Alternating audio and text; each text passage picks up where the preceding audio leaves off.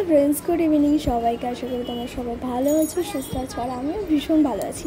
আর আজকে বিকাল বিকাল রেডি হয়ে কোথায় যাচ্ছি বলো তো? কে বলতে পারবে কোথায় আছি আমি এখন? তো আমি আছি বড়ালঘাটে, আর আমি যাচ্ছি মায়াপুরে। তো এই দেখো, আমি কিন্তু একা যাচ্ছি না, যাচ্ছে হচ্ছে কি রজতের দাদা, বৌদি, আর এই যে আমাদের ছোট্ট গুল্লু। আর আমার বাড়ি থেকে আসছে আমার মা, আমার দিদি, বোন, দিদা।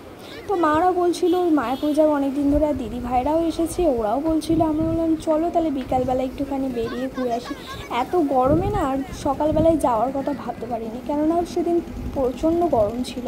তো যাই হোক, নৌকাতে আমরা চেপে পড়েছি, আর নৌকায় চেপে গঙ্গার হাওয়াটা যা ভালো লাগছিল না, কি বলবো। তো যাই হোক, এই দেখো আমার বাড়ির লোক সবাই আছে। আর দেখো এখানে ফেলবি, এখানে তো তোকে ফেলবো। কিভাবে রং লাগিয়েছিস? ওকে জলে গুলে কেন চুবাসনি, এইটা ওর কথা। আমি ওকে চুবাবো, দাঁড়া দাঁড়িয়ে ফাঁকা হোক, দাঁড়াবে। তো জানো তো এরা কী নিয়ে ঝগড়া করছে? আসলে আগের দিনকে মানে গুল্লু আমাদের বাড়ি গেছিলো, তো আমার বোনরা ওকে আবির লাগিয়ে দিয়েছিল, বাট ওর সেটাতে হয়নি। ও বলছিল তোমরা কেমন রং খেলো, মানে আমরা কেন বলছি কি যে রং সে আমাকে চুবিয়ে দেবে, মানে গায়ে জল ছুড়বে, মানে ও এইসব পছন্দ করে। তাই আমি বোনদেরকে বলছিলাম ওকে রঙে চুবাসনি কেন তোরা। তো যাই হোক, আমরা নৌকা থেকে নেমে পড়েছি, আর এখন আমরা টিকিট কাউন্টারের এদিকটায় আছি। তো মায়াপুর এখানটা থেকে অনেকটা দূর বলতে কি, মানে হেঁটে গেলেও যাওয়া যায়, টোটো করে গেলেও যাওয়া যায়, কিন্তু আমরা যেহেতু বিকেলবেলার টাইমে এসেছি, আর তখন দেখলেই তো সূর্য অস্ত চলে যাচ্ছে, কিছুক্ষণ পরে সন্ধ্যা হয়ে যাবে, গিয়ে কয়েকটা যদি ছবিও না তুলতে পারি কেমন লাগবে। তো সেই কারণে আমরা আর বেশি মানে হেঁটে আমরা ভাবলাম কি যে আসার সময় হেঁটে আসবো, আপাতত এখন টোটো করে যাই। তো এখান থেকে আমরা টোটো ধরে নিয়েছি, আর একটা টোটোতেই সবার হয়ে গেছে, মানে সবার হয়ে গেছে বলতে কি আমি কিন্তু দেখো একটু উঁচু লাগছে আমাকে দেখতে, আমি মায়ের কোলে বসেছিলাম, আর এই যে আমার দিদা, দিদি, ওরা সবাই বসেছে। তো এই দেখো দূর থেকে মন্দিরটা দেখতে কত সুন্দর লাগছে।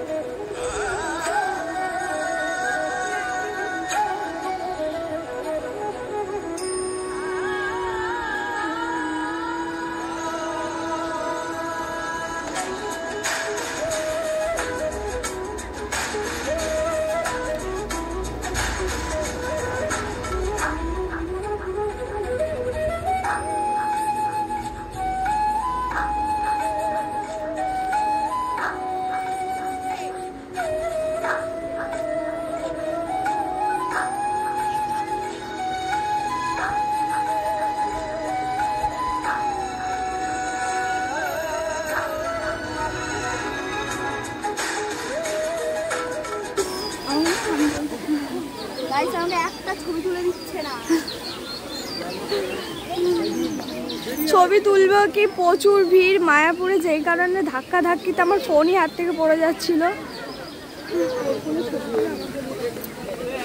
এ মা, আমি কাল কোথায় খুঁজবো ওদের?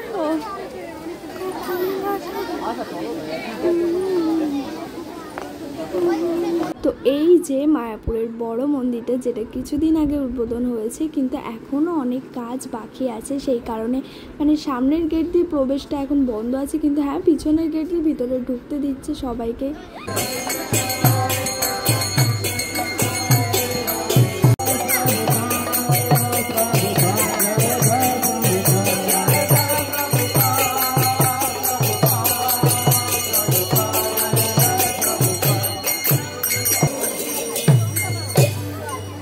আমরাই দেখো হাঁটতে হাঁটতে বড় মন্দিরটার পিছনের দিকটাতে এসেছি, আর আমরাই যাচ্ছি হচ্ছে গিয়ে যে ফোয়ারা আর কি জলটা পড়ে, এই দেখো এই জায়গাটায় বাচ্চাগুলোকে রঙিন মাছ দেখাতে নিয়ে এসেছি, বাট এখন দেখো অনেকটাই মানে আলো চলে গেছে, মাছগুলো দেখা যাচ্ছে না। আর এই ঝর্ণার জল গায়ে ছিটকে ছিটকে পড়ছে, যেন ক্যামেরাটা নিয়ে সামনেও যাওয়ার সাহস পেলাম না। আর এই দুটোতে মিলে তো ঝগড়া করেই যাচ্ছে, ওর মিমি ওর কাম্মা। তো যাই হোক, এই দুটোকেও পরে পাঠিয়ে দিয়েছি মা ওদের সঙ্গে, কেননা মারা বলছিল সন্ধ্যা আরতি দেখবে, মা, দিদা, দিদি। তো ওরা গেছে সন্ধ্যা আরতি দেখতে ভিতরে, আর আমি আর বোন ঘুরে বেড়াচ্ছিলাম এদিকটায়, বোনের ভিডিও করে দিচ্ছিলাম, আমিও করছিলাম। আর এদিকটা দেখো অন্ধকার হয়ে গেছে, নাহলে এদিকটাও খুব সুন্দর, একটা মন্দিরের পিছন দিকটায়। আর আমরাও তারপরে এই যে এখানে দেখে নিয়েছি কীর্তন, এখানেও আরতি হচ্ছিল আর কি সন্ধ্যেবেলার দিকে। হরে কৃষ্ণ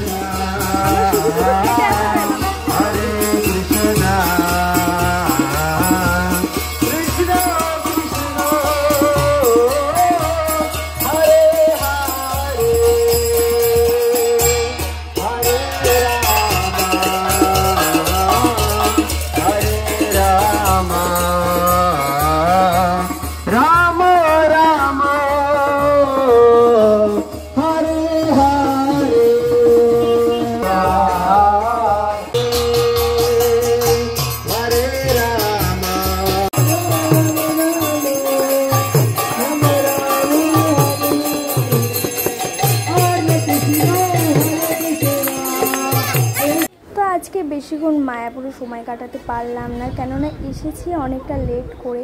কিন্তু হ্যাঁ, যেইটুকু সময় আমি মায়াপুরে আজকে কাটালাম ভীষণ ভালো লাগছে, মনটা ভীষণ শান্তি লাগছে।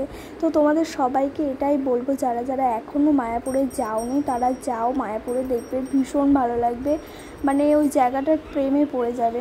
তো যাই হোক, আমি এখন মানে বাড়ি ফিরবো আর কি। তো আমরা বড়ালঘাটে চলে এসেছি, আর বড়রা বলছিল কি যে একটু চা খাবে, যেহেতু মায়াপুরের ওই দিকটা কোনো কিছু খাওয়া হয়নি, বাড়ির মানে তাড়াতাড়ি আসবো, একটু দরকার ছিল। তো সেই কারণে ওরা চা খেলো আর আমরা মোমো খেলাম, তারপরে আমরা আমাদের বাড়ির উদ্দেশ্যে, মানে আমি আর আমার বাড়ি যাইনি, আমি একবারে আমার শ্বশুর বাড়ি মানে আমার বরের বাড়ি চলে এসেছি। তো যাই হোক, আজকের ব্লগটা এখানে এন্ড করতে চাই। তোমাদের কেমন লাগলো কমেন্ট করে জানিও, আর ভালো লাগলে লাইক কমেন্ট আর আমার চ্যানেলটাকে সাবস্ক্রাইব করতে একদম ভুলবে না। তো তোমাদের সবাইকে টাটা আর গুড নাইট। তো তোমাদের সঙ্গে দেখা হচ্ছে আবার নেক্সট ব্লগে। তো টাটা সবাইকে।